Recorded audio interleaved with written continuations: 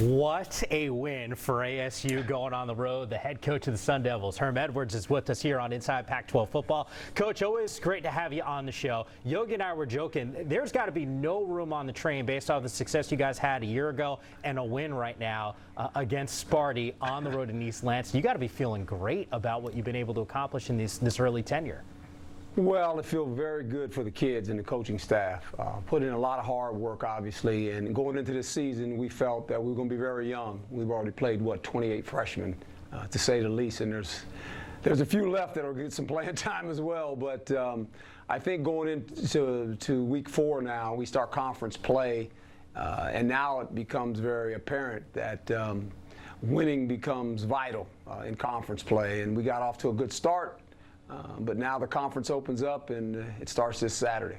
Well, it is a perfect start at 3-0 as conference play is looming. Coach, I remember having a conversation with you in Seattle before the Washington game last season, and you had said to me, hey, we want to make sure that the games are close and give ourselves an opportunity to win late. And it seems like in big games, like what we just saw this past weekend, that's still the strategy. Take me through the philosophy of making sure that in the fourth quarter that you're relying and confident enough in your players to make sure that they're going to be able to execute on a big play to win the game. Well, being comfortable in comfortable moments. We preach that. It's about poise. And I think these guys have done it enough now to realize if we just keep our poise, we're going to have an opportunity to win games. Now, we have to make plays in that series of events that takes place, especially in the fourth quarter if a game is tight. And this was a game going in against a very, very good football team on the road. When you look at what they've done, their first 2 outings at home, they outscored their opponent was 28-28 in the first and second quarter, so they had a substantial lead at halftime.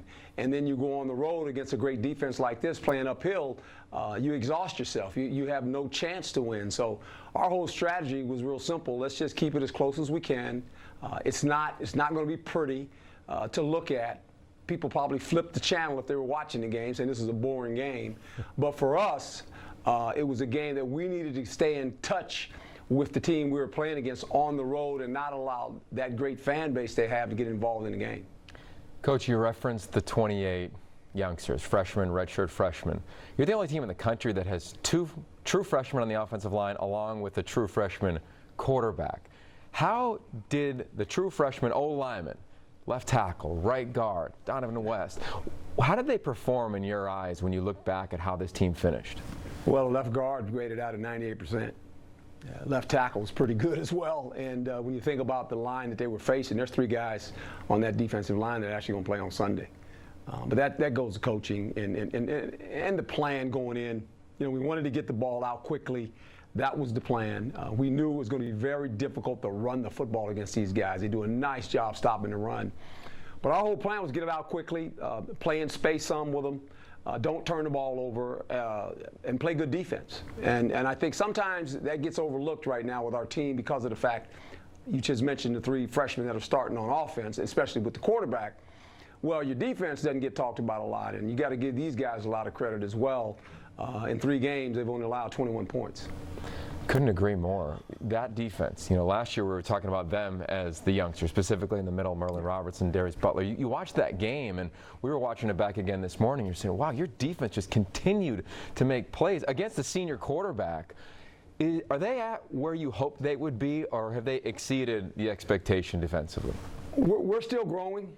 There's a lot of things we got to do better, and we know it. Right now, we're living that way because of the fact of the youth on the offense, and obviously the offensive line, you know, being in flux. Now, hopefully, we've got that figured out. Who's playing? If no one gets hurt, that's going to be our starting offensive line for the rest of the season. But when you go in with a young quarterback, you know, you don't want to put him in position where all of a sudden, you know, he has to win games. That's not fair to him. And defensively, we have some guys that played last year, but here again, the back end of our defense is young still, though. We have some young guys that are playing. We have a couple young defensive linemen that we're going to start obviously allowing them to play some too. So it's been fun to watch them. They're going to have their hands full this week with this Colorado bunch because they have one of the most potent offenses in the Pac-12.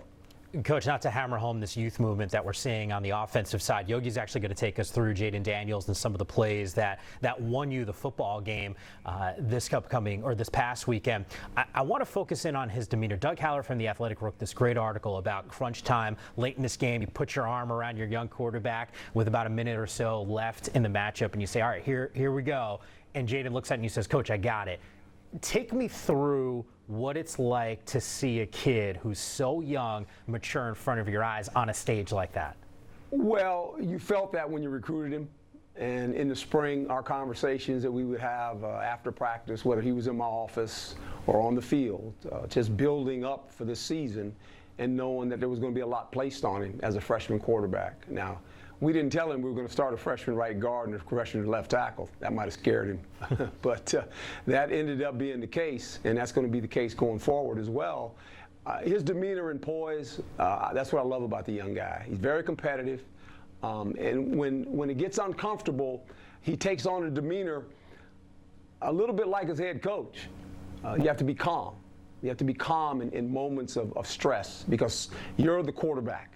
You have to make decisions with the ball, and every decision you make is important. And he understands that. He was taught that at a young age in high school. His dad did a great job of coaching him, obviously, but now he's at another level. And to be able to do what he's done in the last 3 weeks, it says a lot about who he is. Coach, another guy I've watched you put your arm around is Chase Lucas. Playing in the secondary, you're a DB at heart. You obviously played that position at the highest of levels. He's been very outwardly public about he wants to stop Laviska Shenault after the game a year ago. How have you talked to him about this game and that matchup specifically? Well, to understand that, and I talked to our team about this, there's a difference between being passionate about something and emotional. And when you get emotional, you make bad decisions. And I always tell our team, we don't want to be an emotional football team. We want to be a passionate team. And you have to process information. And I think that we know that this is one of the better receivers, maybe one of the best players in the country when you watch what he can do. It reminds me a lot of Nikhil, and they use him in that manner. He's a big play waiting to happen. He's in the backfield sometimes as a runner. In big moments, he's going to come up with the big play. He's a marvelous football player. He really is. And it's going to take a lot to slow him down. Coach, I know we're all thrilled for the start that you're having. Your staff has done a tremendous job so far this season, especially with all these young guys that we're seeing on the offensive side. Your matchup against CU right here, Pac-12 Network, this coming weekend. Looking forward to it. Hopefully your guys stay healthy the rest of the way. Appreciate you guys.